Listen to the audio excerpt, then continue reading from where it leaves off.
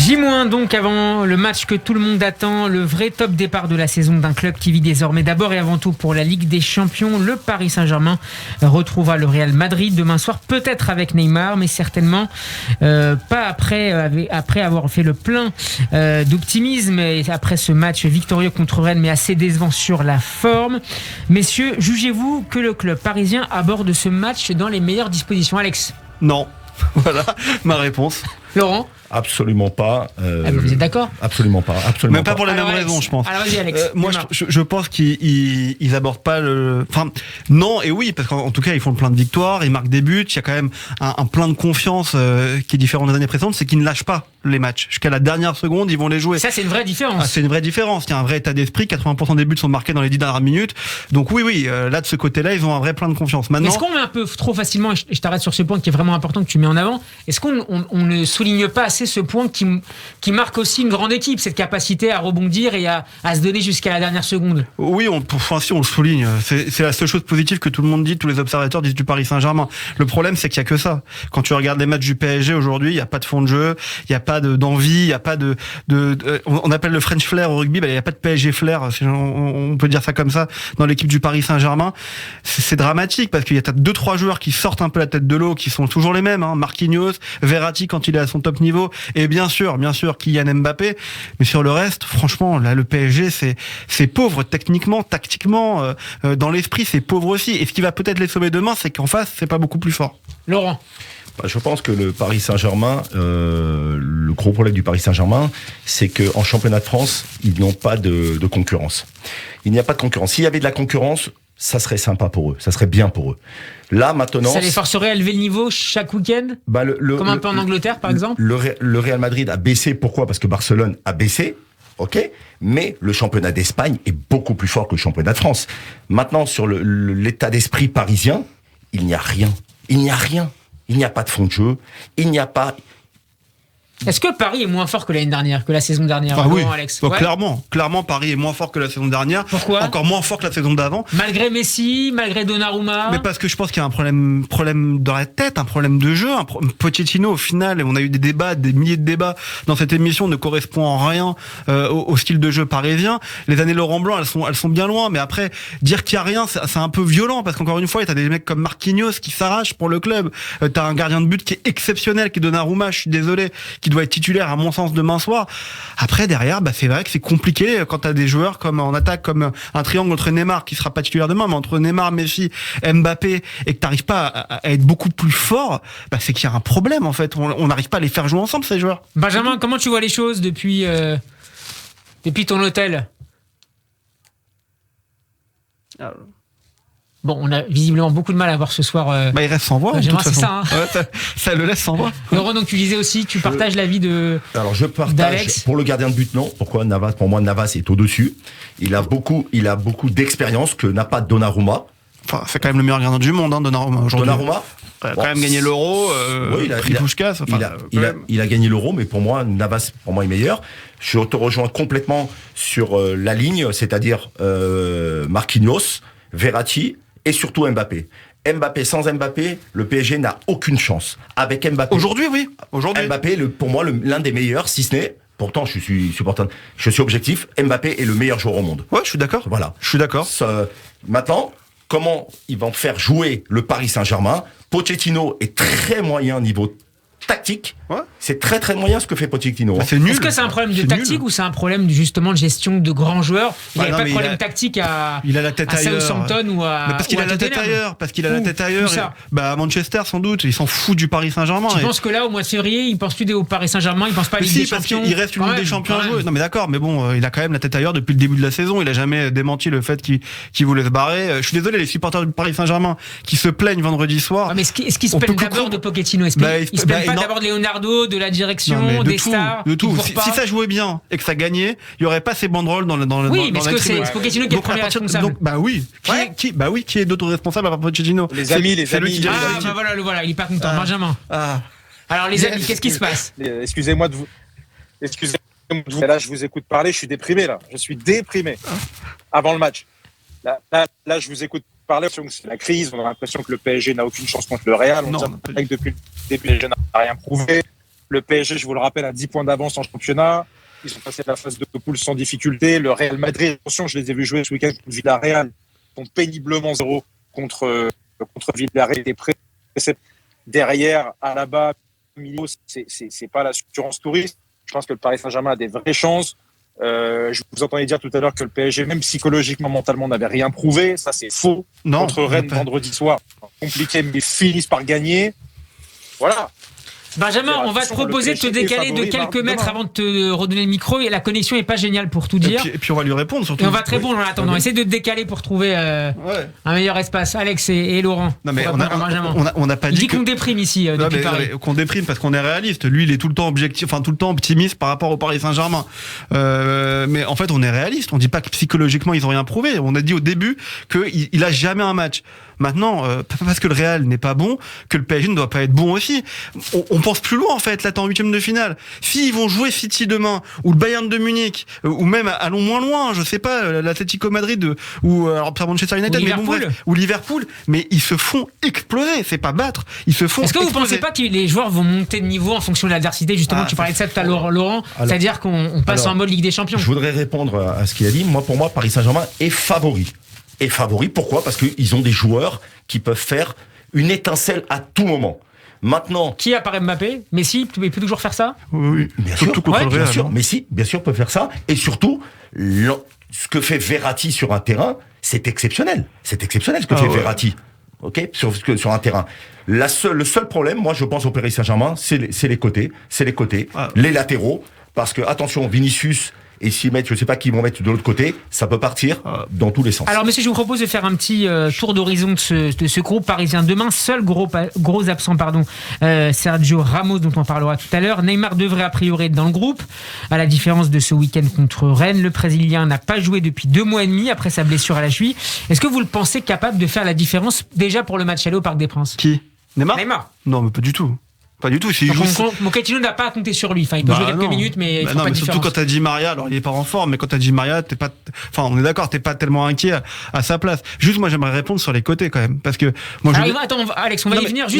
On va y venir. On va faire ligne par ligne. Pour Neymar, tu considères que pour Neymar, tu vois, il y a Louis qui est content. Sur Neymar, tu considères que demain, Di Maria fera beaucoup plus de différence qu'un Neymar. Oui, techniquement, il est dans le rythme, il est beaucoup plus. Tu trouves séduisant ces dernières semaines, Di Maria? Non. Ah, non. Donc il va être bon demain. C'est logique. C'est logique. Non, mais attends, arrête. Non, mais Neymar n'a pas joué depuis 3 mois. Qu'est-ce qui va faire la différence par rapport à un Di Maria? Il va jouer 20 minutes de jeu, tu vas le sortir. Laisse-le jouer en impact player, tu le fais rentrer à 20 minutes de la fin. Et potentiellement, il peut faire quelque chose. Non, mais c'est ça la question. Est-ce qu'il peut faire la différence dans les 15 ou 20 dernières minutes? Peut-être. Mais j'en suis pas sûr du tout. Alors. Et aussi, c'est qui tu peux mettre à la place de Di Maria à droite? Et quoi, l'autre possibilité, c'est quoi? C'est Simons? Peut-être un peu juste. Ah non, il a fait une titularisation, c'est un peu court quand même. Ouais. Voilà, non, mais c'est pas possible. Donc tu vas avoir Di Maria à droite, Neymar, comme dit Alex, ça fait trop longtemps qu'il a pas joué, il a pas le rythme pour rentrer là contre le Real Madrid. Et Di Maria, on sait que c'est un joueur exceptionnel, il peut te faire des passes incroyables. Et donc oui, Di Maria sera à droite, il faut l'espérer d'ailleurs. Laurent, la défense du Real Madrid, c'est très moyen. C'est très très très moyen. Moi, je pense que même si le PSG a 60%, ça devrait passer. Même à contre le Real? Ah oui, complètement. Ça devrait passer. Et avec ça, t'es supporter marseillais, hein? Oui, je suis relativement objectif. Maintenant, si vous tombez contre City, contre le Bayern, contre Liverpool, contre Chelsea, vous sautez comme des pop-corn. Chelsea, je suis pas sûr. Non, mais j'entends, mais sur le reste. Maintenant, moi, je suis pas parisien, m'inclus pas dans le. Moi, je suis animateur. Non, mais si vous tombez, il parle du Paris Saint-Germain. Non, mais le truc, c'est que Paris, aujourd'hui, est un moment charnière. Paris doit montrer, Paris demain soir doit prouver que même en étant pas bon, je suis désolé, ils ne sont pas bons. Quand il y a un match de Ligue des Champions qui arrive, Paris doit le gagner. Donc, moi, je suis un peu. Alex. Oui. Alors, vas-y. Non, pardon, je t'interromps. On sent que les joueurs sont en train de monter en puissance. On sent que le club. Qui est en train de monter en puissance? T'étais à Jérusalem, t'as vu le match vendredi soir? Qui ça? Vas-y, dis-nous. Tu ne me dis pas que Lionel Messi n'a pas élevé son niveau de jeu depuis un certain temps. C'est une plaisanterie. Pour le coup, il a raison. Ce week-end, il a élevé entre le moment.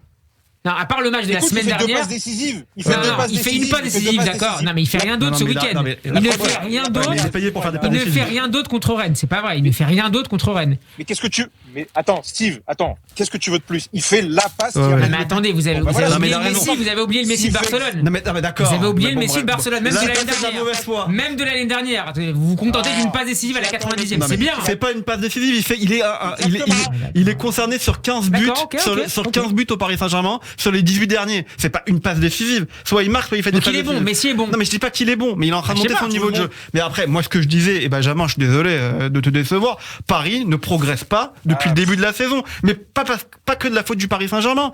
Tu l'as très bien dit tout à l'heure aussi. C'est en fait les adversaires en face ne se mettent pas au niveau. C'était une purge le match vendredi soir contre Rennes, mais franchement, c'était horrible à regarder. Contre Nice, c'était pareil. Les mecs mettent le bus derrière. Alors là où je suis d'accord avec vous, c'est que effectivement, pour avoir vu le match, un bus à 650 millions de budget quand même. Un gros bus. Ouais, non mais tu as raison. Qu'est-ce que tu veux reprocher au Paris Saint-Germain quand les adversaires n'ont pas suffisamment d'ambition en venant au parc, en essayant de faire jouer le PSG, de les faire sortir et autres? Qu'est-ce que tu veux faire? Tu peux pas reprocher ça au Paris Saint-Germain. En revanche, quand tu vois le Real Madrid, l'opposition qu'ils ont par Villarreal, franchement, c'est vrai que c'est un autre niveau. Tu vois le pressing que met Villarreal. Attention, Villarreal s'est qualifié pour les 8e de la Ligue des Champions. On parle pas de la même chose. Oui, c'est ce qu'il te dit. Mais je te dis donc que c'est vrai là-dessus que l'opposition qu'a le Real Madrid ce week-end par rapport au PSG à Rennes, c'est vrai que c'est pas la même. Pour autant, qu'est-ce que tu veux? Le Paris Saint-Germain, ils ont la préparation qu'ils ont, mais moi je crois et je le vois qu'il y a une progression depuis Reims, depuis Brest. Là, ce week-end, t'as la force mentale pour aller gagner alors que le match est compliqué. Voilà, je pense que tu arrives face au Real Madrid dans de bonnes dispositions. Monsieur Mauricio Pochettino a dit qu'il avait déjà son 11 en tête. On va essayer de le découvrir ensemble. Vous avez un petit tableau devant toi, à part toi, Benjamin, mais tu peux écrire sur un mur si tu veux. Pour le poste de gardien de but, est-ce que vous mettriez demain soir? On marque plutôt Navas, plutôt Navas ou plutôt Gigi Donnarumma? Alors, je vous donne une stat peut-être. Tu peux. Navas, c'est 19 matchs cette saison contre 15 pour l'Italien Donnarumma. Alors, Alex, la réponse, Donnarumma et Navas pour Laurent. Benjamin, la réponse c'est Navas. S'il a joué contre Rennes, c'est qu'il va enchaîner avec le Real Madrid. Depuis le début de la saison, Pochettino est plutôt constant dans sa rotation. Donc, à mon avis, c'est Navas. Alors, si c'est le cas, ça serait logique, Alex, pour toi mais logique. Moi, il n'y a plus rien de logique avec le PSG. Moi, tu me demandes mon avis si demain je suis coach du Paris Saint-Germain, ce qui n'arrivera sans doute jamais. Si demain je suis coach, je suis sur le banc. Heureusement, peut arriver. Hein. Non. Heureusement. Moi, je mets Donnarumma. Heureusement. Moi, je mets Donnarumma, mais sans hésiter en fait. Sans aucune hésitation. Je veux dire, le mec, pareil, on monte. Benjamin parle de joueurs qui montent en régime. Lui, pour le coup, il monte en régime. Il est tellement fort sur sa ligne avec son envergure.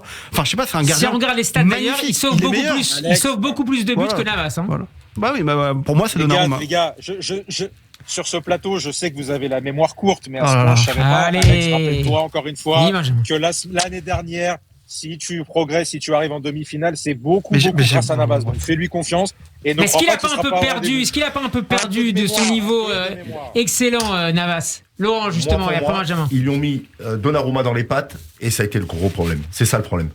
Ça a affecté ses performances, tu trouves? Oui, totalement. Pour moi, il faut un numéro 1 et un numéro 1 bis. Là, ils ont mis 2 numéros 1 et ça se tire dans les pattes. Alors, je vais mettre autour de la table une petite pièce pour... une piécette. Une petite piécette, non pas pour parier, mais juste pour alimenter le débat. Et ça va toucher notre Parisien de l'autre côté de l'écran. Voici ce qu'a dit Bernard Lama, chers messieurs, à nos confrères d'Eurosport. C'est logique que le PSG ait fait ce deal-là, donc récupérer Donnarumma, sachant qu'il y avait un gardien de 35 ans avec parfois des soucis physiques au niveau des épaules, et ce n'est jamais très bon. Donc, ils ont anticipé et sont tranquilles avec leur gardien. Ce qui est important, c'est qu'en cas de mauvaise prestation, le gardien ne soit pas sorti, car sinon tu peux l'atteindre psychologiquement. Benjamin, qu'est-ce que tu réponds à Bernard ? Bernard Lama, alors j'avoue que son explication sur les blessures de Navas, moi je suis moyennement convaincu, mais ce qui s'est passé sur les gardiens du Paris Saint-Germain, on le sait très bien. Navas l'année dernière était irréprochable. Il y a eu une opportunité de marché que le PSG n'a pas voulu laisser passer et ils ont plutôt raison. Après, depuis le début de la saison, on peut pas leur donner vraiment tort. Navas a été au rendez-vous. J'ai en mémoire une boulette contre Nantes, je crois. Donnarumma est excellent. Voilà, pour l'instant, tu arrives à avoir 2 gardiens excellents et dont là, tu arrives après-demain en Ligue des Champions et que ce soit l'un ou l'autre, finalement, ce soit la même chose. Donc ça, c'est fort. Messieurs, pour la défense, maintenant, reprenez votre petit tableau. A priori, pas de grande surprise. Je vous ai dit tout à l'heure que Sergio Ramos était à nouveau forfait. D'ailleurs, un mot peut-être sur Sergio Ramos. 5 matchs, toutes compétitions confondues. On a dit qu'on l'avait recruté à Paris pour les grands matchs. Attends, pardon. Non. Pousse. Encore une fois, si on se rappelle, arrête. Si on se rappelle de certains débats, autour de cette table. Ouais. Certains voulaient déjà jeter Kimpembe pour mettre Ramos. C'est quand même On a les dossiers, on a les archives. Non, mais c'est quand même exceptionnel. C'est un marocain. Alex. Non, mais j'ai jamais. Tu as 2 réponses, Benjamin. Alex et Laurent. Attends, je n'ai jamais dit que je voulais jeter Kimpembe pour mettre Ramos à la place. On m'avait demandé, je vais faire comme les politiques, à l'instant. Oui. À ce moment-là, on m'avait dit, est-ce que Ramos serait meilleur que Kimpembe? J'avais dit que je l'avais trouvé très bon et que si j'étais coach du PSG, mais tu le sais que je ne le suis pas comme j'ai dit tout à l'heure, j'aurais mis Ramos. Mais aujourd'hui, c'est clair et net qu'il ne peut pas jouer et que c'est vrai que c'est dramatique. Laurent, sur Ramos, un mot? Alors, sur Ramos, ça a été un très grand joueur. Et Kimpembe, c'est le joueur le plus surcoté du monde en arrière central. Non, c'est pas vrai. Pour moi, c'est le joueur le plus surcoté. Non. Alors, Il a à côté de lui le meilleur arrière central, et c'est un Marseillais qui te parle, le meilleur arrière central du monde. Heureusement qu'il est là. Moi, je mettrais un jeune. En équipe de France, alors? En équipe de France, qu'est-ce que tu en fais, alors? L'équipe de France, c'est autre chose. Pour moi, c'est autre chose, l'équipe de France. Mais on parle du Paris Saint-Germain, de ton équipe. Attends. On parle de ton équipe. T'as un défenseur central qui est... Ah oui. T'as un défenseur central qui est physique, mais il n'a aucune technique. Il n'a aucune technique, il n'a aucune relance. C'est pas vrai. C'est pas vrai. Attends, tu parles d'un défenseur central. Tu parles d'un défenseur central qui est co-capitaine du Paris Saint-Germain, champion de France, archi-champion de France, tout ce que tu veux, qui est champion du monde titulaire en défense centrale, et tu te dis que c'est le défenseur central le plus surcoté de la planète. Pour moi, il est surcoté. Mais pour moi, il est surcoté. Donc le PSG, quand je vois jouer, Didier Deschamps se trompe. Mais moi, je n'aime pas l'équipe de France déjà. Mais l'équipe de France, t'adores, Laurent. Maintenant, tu mets à côté un garçon comme Saliba. Un garçon comme Saliba. T'enchaînes sur Marseille. Je pousse un petit peu. On va parler de Marseille tout à l'heure. Pour demain, donc, messieurs, en défense. On est classique, d'accord. même pas besoin du tableau, vas-y. Non, Marquinhos, Kimpembe. Pas de surprise. Ouais, et à droite, gauche. Kimi, et moi je mettrais Mendes. Parce que moi je suis pas d'accord avec ce que tu as dit tout à l'heure. Plutôt que Bernat. Mais sans aucune hésitation. Que Diallo qui revient. Sans aucune hésitation. Mais Nuno Mendes, ça fait partie des joueurs dont je parlais tout à l'heure, qui là arrive, je crois, au niveau qu'on l'attendait. Depuis ces derniers temps, il est vraiment bon, il déborde, il centre. Et c'est super intéressant de l'avoir à ce niveau-là. Alors, milieu de terrain maintenant, Pochettino a donné quelques précisions cet après-midi en conférence de presse. Idrissa Gueye, de retour de la CAN avec le Sénégal, ne débutera pas demain. A priori, on partirait donc sur un trio Paredes, Danilo et Verratti. C'est pas un peu le point faible du PSG face au trio madrilène? C'est à moi de parler là parce que Verratti il est exceptionnel. Danilo, j'aime beaucoup ce joueur, je sais que ça fait hurler Benjamin, mais j'aime beaucoup Danilo et je trouve qu'il revient vraiment. Danilo, c'est un excellent joueur. Ah, on est d'accord. Voilà, on est d'accord. Un excellent joueur. Ah, on n'a pas la même vision du football. Hein. D'accord. Ok, on n'a pas la même vision du football. Non, mais très bien. Mais pas du tout. Non, mais très Danilo. Très bien. Mais tu n'aimes pas Kimpembe. Danilo. Il y a des joueurs au Paris Saint-Germain qui sont largement supérieurs. Alors qui aujourd'hui? Paredes. Mais Paredes il va jouer. Non mais tu mets Paredes. Danilo et Verratti. Pour moi aujourd'hui Paredes n'est pas meilleur que Danilo. Je suis désolé. Vous pouvez dire ce que vous voulez. Paredes il est complètement à l'ouest physiquement aujourd'hui. Danilo, je suis désolé. Wijnaldum par exemple. Est-ce qu'il a pas sa place demain? Je te pose la question. Je te réponds. Il a sa place Wijnaldum par rapport à Pereira, Danilo Pereira. Moi je pense que non mais. Arrêtez Danilo Pereira, ces 3-4 derniers matchs, il marque, il enchaîne les bonnes performances, il défend bien. Vendredi il y avait Draxler sur le terrain. Ouais vas-y. Et pourquoi Draxler j'ai défendu? Non mais j'ai défendu Draxler. J'ai défendu Draxler et j'avoue qu'il est nul. Draxler 31 ballons contre Rennes. Non, faut arrêter parce que tu ne m'énerve pas à distance. Draxler, c'est pas possible. Non, mais je suis d'accord. 700 000 euros. Tu dis qu'il y a une certaine constance de Pochettino. Il y a une certaine constance de Pochettino. Vendredi, il a fait jouer titulaire. Draxler, est-ce qu'il sera là demain? Je te pose la question, Benjamin.